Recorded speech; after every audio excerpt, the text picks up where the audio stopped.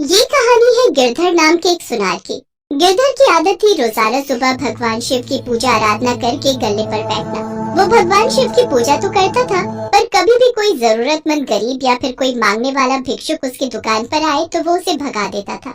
ओम नमः शिवाय, ओम नमः शिवाय, ओम नमः शिवाय, ओम नमः शिवाय, ओम नमः शिवाय। सेठ जी, बहुत भूख लगी है, थोड़ा पैसे दे दो, कुछ खा लूंगा। चल चल हट जा यहाँ से। रोजाना सुबह सुबह दिमाग खराब करने के लिए आ जाते हैं, बस दुकान खोलने की देर है। इन भिखमंगों की लाइन लग जाती है। चल। वो भिखारी वहाँ से खाली हाथ लौट गया। तभी गिरधर का दोस्त आ गया। क्या बात है गिरधर, तू इतना गुस्से में क्यों है? अरे क्या करूँ यार, दुकान खोली नहीं कि ये भिखारी मांगने आ जाते हैं। ये बाजार में हर समय भिखारी घूमते रहते हैं। बहुत परेशान किया हुआ यार इन्होंने। चल छोड़ गुस्सा, कोई बात नहीं, एक कप चाय पिला यार। हाँ अभी मंगवाता हूँ। गिरधर अपने दोस्त के लिए चाय मंगवा लेता है। अब भगवान शिव तो भले ही भोले भाले हैं, पर अपने किसी भक्त को गलत राह पर वो नहीं जाने देते। कैलाश पर बैठे वो सारा नजारा देख रहे थे। क्या हुआ भोलेनाथ, आप मंद मंद मुस्कुरा क्यों रहे हैं? देवी पार्वती, वो देखो मेरा भक्त गिरधर, वो मेरी पूजा बहुत मन से करता है, पर वो ये नहीं जानता कि मेरी असली पूजा तो गरीब और बेसहारा लोगों की सहायता करने से है, क्योंकि धरती के प्रत्येक प्राणी में मेरा वास है। अभी कुछ देर पहले ही उसने एक जरूरतमंद को अपने द्वार से खाली हाथ ही लौटा दिया। प्रभु, फिर तो आपको अपने भक्त को सही मार्ग पर लाना ही होगा। देवी पार्वती, मैं गिरधर के द्वार पर अवश्य जाऊंगा।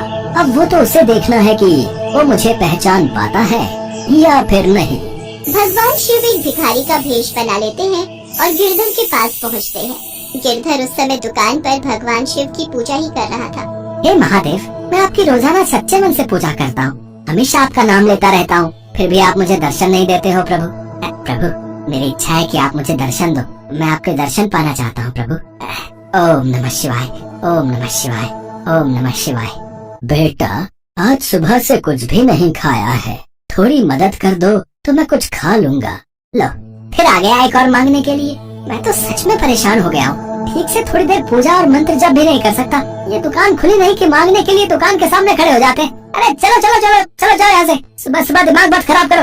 ओम नमः शिवाय, ओम नमः शिवाय।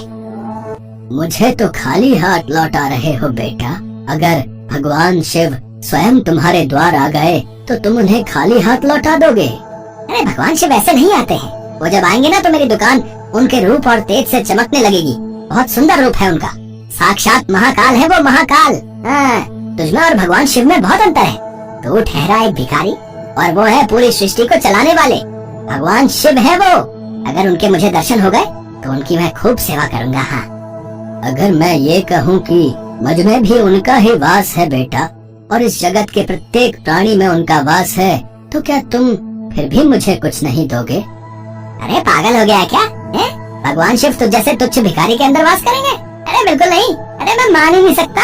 अरे तुझे भीख मांगनी है ना, इसलिए तू ऐसी बड़ी बड़ी बातें कर रहा है। भगवान शिव ऐसे दर्शन नहीं देते, वो क्या भिखारी बनकर मेरे द्वार पर आएंगे? नहीं नहीं, वो तो बहुत सुंदर रूप में मुझे दर्शन देंगे। तू जानता भी है भगवान शिव कैसे दिखाई देते हैं? कैसे दिखाई देते हैं? कहीं ऐसे तो नहीं? और फिर भगवान शिव अपने वास्तविक रूप में आ जाते हैं। उनमें इतना तेज था कि गिरधर की आंखें उन्हें ठीक से देख भी नहीं पा रही थी। हे महादेव, आप मेरे द्वार पर आए और मैं आपको पहचान भी नहीं पाया। मुझे क्षमा कर दो प्रभु, मुझे क्षमा कर दो। गिरधर, तुम मेरे परम भक्त हो, इसलिए मुझे तुम्हें दर्शन देने तो आना ही था, पर याद रखना मैं सभी प्राणियों में वास करता हूँ। मेरा अनंत स्वरूप हर प्राणी में विद्यमान है, इसलिए सभी प्राणियों का आदर करो। भूखों को भोजन खिलाओ, प्यासों को पानी पिलाओ, दान पुण्य करो। पशु पक्षियों और जानवरों को कभी भी कोई कष्ट मत पहुंचाओ। पशु पक्षियों और जानवरों को कभी भी कोई कष्ट मत पहुंचाओ। सदैव दूसरों की भलाई करो, तभी तुम्हें मेरी पूजा का फल प्राप्त होगा। मैंने भिखारी का भेष इसीलिए बनाया था, ताकि मैं तुम्हें सही मार्ग दिखा सकूं। मुझे क्षमा कर दो प्रभु, मैं अब ऐसा कभी नहीं करूँगा, कभी नहीं करूँगा। मेरे द्वार से कभी कोई खाली हाथ नहीं लौटेगा। मैं आपको वचन देता हूँ प्रभु, मुझे आपके दर्शन हो गए, मेरा जीवन धन्य हो गया। हे शिव शंकर, आपकी सदा ही जय हो, जय भोलेनाथ। इसके बाद भगवान शिव वहाँ से अंतर ध्यान हो जाते हैं। उस दिन के बाद गिरधर के द्वार से कभी भी कोई खाली हाथ नहीं लौटा। इस कहानी से हमें यही शिक्षा मिलती है कि हमें अपने सामर्थ्य के अनुसार निर्धन और जरूरतमंद लोगों की मदद अवश्य करनी चाहिए। एक बार भगवान शंकर तपस्या से उठे तो माँ पार्वती उनके पास आई और बोली, स्वामी, आप सारा दिन पर्वत पर बैठे रहते हो और मैं सारा दिन घर का कामकाज करती हूँ, भूखी प्यासी बैठी रहती हूँ। आप कुछ नहीं कमाते हो, मैं क्या खाऊं, क्या बच्चों को खिलाऊं? आपने कभी इस ओर ध्यान भी दिया कि परिवार कैसे चलेगा? माँ पार्वती की बातें भगवान शंकर ध्यान से सुन रहे थे।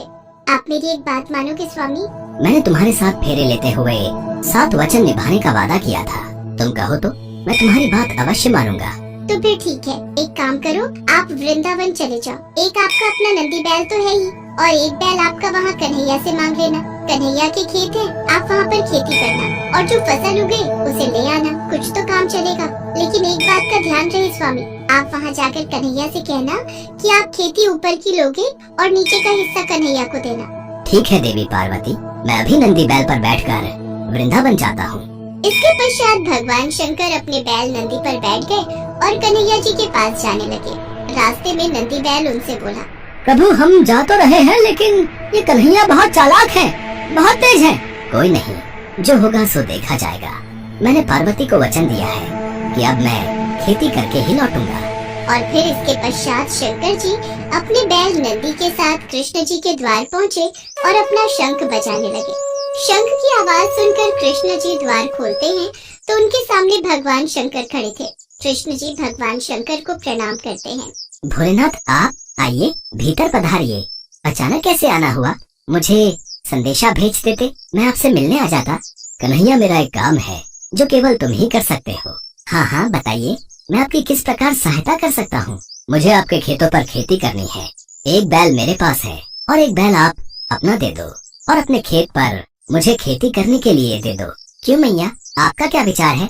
भगवान शंकर हमारे खेतों पर खेती करना चाहते हैं। हाँ तो कोई बात नहीं, अच्छी बात है, हमें भी बनी बनाई फसल मिल जाएगी।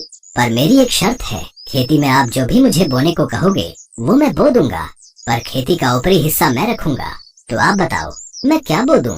ठीक है, मुझे मंजूर है। एक काम करो, आप ना आलू बो दो। ठीक है, फिर मैं फसल तैयार होने के बाद ही आपसे मिलूंगा। इसके बाद शंकर जी बैलों को लेकर खेती करने चले गए। उन्होंने खूब मेहनत से खेती की और आलू उगाए। कुछ दिनों में आलू की फसल पककर तैयार हो गई। शर्त के मुताबिक शंकर जी और नंदी ने मिलकर आलू के ऊपर की फसल, आलू के पत्ते काटे और गठरी में भरकर कैलाश ले गए। शंकर जी ने बहुत खुशी से पार्वती मैया को वो गठरी दी।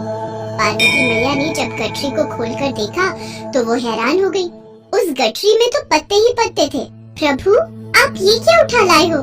खेती कहाँ है जो आपने की थी? पार्वती, मैंने तो वैसा ही किया जैसा तुमने मुझसे कहा। मैंने ऊपर की खेती का हिस्सा लिया और कैलाश लौट आया। मुझे कुछ नहीं पता प्रभु, अब मैं इन पत्तों का क्या करूं? ये पत्ते किसी काम के नहीं हैं। अब आप दोबारा जाओ और दोबारा खेती करके लाओ। और हाँ, अब की बार आप नीचे की खेती मांगना। एक बार फिर भगवान शंकर नंदी के साथ वृंदावन जाने लगे। रास्ते में नंदी ने उन्हें फिर समझाया कि कान्हा बहुत चतुर है, तो आप सावधान रहना। शंकर जी ने फिर से वही कहा कि जो होगा देखा जाएगा। कन्हैया, मुझे आपके बैल और खेत फिर से चाहिए। मुझे एक बार फिर खेती करनी है, पर इस बार मेरी शर्त ये है कि मैं खेती नीचे की लूंगा, ऊपर की आप रखना। बताओ मैं क्या बो दूं? ठीक है, फिर तो आप बाजरा बो दो। कृष्ण जी के कहने पर शंकर जी ने बाजरा बो दिया और खेती की, उसकी अच्छे से रखवाली की और कुछ ही समय में बहुत अच्छी बाजरे की फसल उगाई। शंकर जी बाजरे के नीचे की डंडियां तोड़कर कैलाश ले गए और ऊपर का बाजरा सारा कृष्ण जी और यशोदा मैया घर ले गए। कैलाश पहुंचकर जब शंकर जी ने माता पार्वती को बाजरे के नीचे की डंडियों से भरी गठरी दिखाई तो वो फिर से क्रोधित हो गई। अरे, आप ये क्या ले आए? ये तो घास फूस है, इनका मैं क्या करूंगी? इसमें बाजरे के दाने कहाँ हैं? पार्वती, मुझे तो तुमने कहा कि मैं नीचे की खेती ले आऊं, इसलिए ऊपर की खेती मैंने कन्हैया को दे दी। मुझे कुछ नहीं पता, मैं क्या बनाऊं और क्या खिलाऊं। आप एक बार फिर से जाओ और इस बार कन्हैया से कहना कि ऊपर और नीचे दोनों की खेती आप ही रखोगे। ठीक है पार्वती, जैसा तुम कहो, मैं फिर से जाता हूँ। चलो नंदी। शंकर जी कन्हैया के द्वार पर पहुँचे और उनसे फिर से खेती करने के लिए कहा। कन्हैया, इस बार ऊपर और नीचे दोनों की खेती मैं ही लूंगा।